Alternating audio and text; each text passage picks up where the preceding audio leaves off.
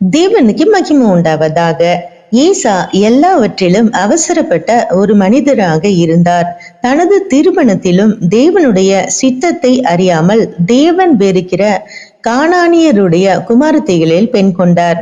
ஈசாக்கு யாக்கோபை ஆசீர்வதித்து லாபானுடைய குமாரத்திகளில் பெண் கொள்ள யாக்கோபை அனுப்பினார் என்று ஏசா கேள்விப்பட்டு, கானானியருடைய குமாரத்திகள் ஈசாக்கின் பார்வைக்கு ஆகாதவர்கள் என்று ஏசா கண்டு இஸ்மவேலின் குமாரத்தியையும் விவாகம் பண்ணினார்.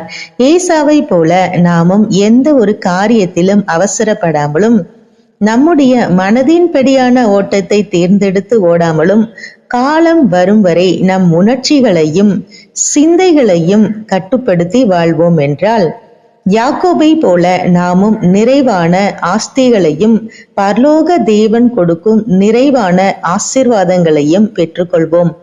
நம்முடைய எதிர்கால வாழ்க்கையும் வளமாக மாறும். எனவே ஒவ்வொரு காரியத்திற்கும் காலம் வரும் வரை நாம் பொறுமையுடன் காத்திருப்போம்.